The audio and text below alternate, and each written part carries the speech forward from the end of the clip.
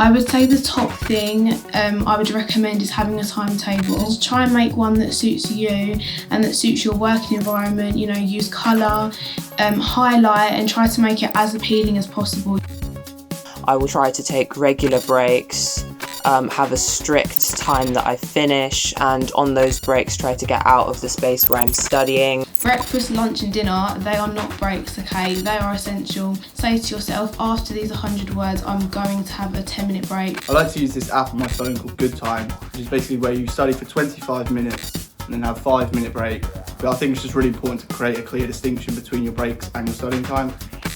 If you're lucky enough to have a space at home where you can kind of shut away all the noise, then absolutely use that as your designated study area. Separate your study and work area from your chill out area. If you're able to, try and work at a desk or on the kitchen table instead of working on your bed or on the sofa. If you set daily or even weekly goals for yourself, it gives you something to work towards. Something that you can be like, yeah, actually, I'm going to get this done.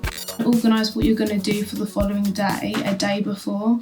This saves time in the morning. You know, we're all guilty of faffing around, trying to plan what we're going to do in the day, and sometimes it gets too late. So to try and organise the day before, you know, set yourself a goal, and by the end of the week, you know, you'll have that essay done or you'll have those bits of work done because you've organised your time well.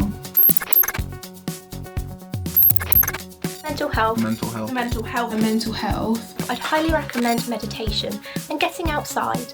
It really helps to be surrounded by nature as it calms you, and meditation helps you center yourself with yourself. Take a bath, read a book, watch your favourite film, whatever it is, just make sure you're giving yourself self-love as well. Set some boundaries with social media. I'm actually probably talking to my friends more than I actually would if I was allowed to go and see them in person.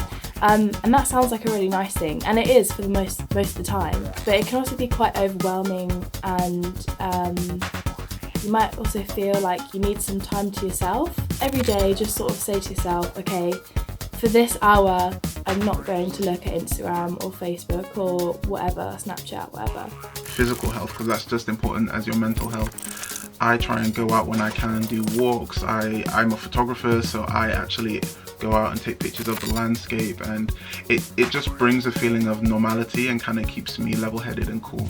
So make sure that you're getting a good amount of sleep at like good times and a regular pattern. Make sure you're eating well, also at good times and regular patterns. When it comes to physical health, exercise, I'm no sports guru. Exercise is easier said than done. YouTube videos can be handy, even if you can't do the whole thing, like myself. Get out and make sure that my body's moving as well as my mind. Even just being outside for half an hour just to feel the sun is, I think, really beneficial instead of being cooped up inside.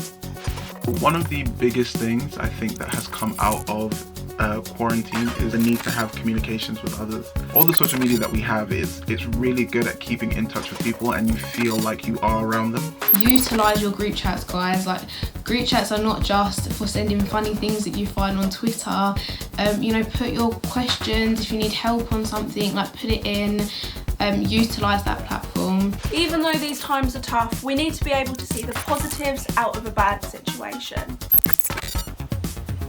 A big positive for me is that it's given me time to rediscover myself. I think uni can be quite overwhelming and I lost myself a little bit, but being back home in a safe space has allowed me to rediscover what I love and find new interests. And I feel like we can be more supportive of one another in these changing times. And I feel like that could be something that we can take forward in the future. I'm excited to get a little bit of my independence back, though it has been nice to see my parents more than I usually see them. In this time, it is super important to get to know who you are, especially for people who are getting ready to move on. So that's your year 13s and year 11, where there's a lot of big changes coming around. Use this time to get to know who you are. Use this time to get to figure out what you like, what you don't like. Even if it doesn't feel that it's around the corner, there will be a time where, you know, we will have some good news and that we will have a day that feels normal again. Nice to just sort of stop and slow down, because for me, and I think for a lot of people, it's been quite a hectic year. Just remember, everyone is in the same boat. If you're not feeling too great, reach out to someone. You may find that they may feel quite similar to you. You can do this. Work hard, stay safe and keep positive.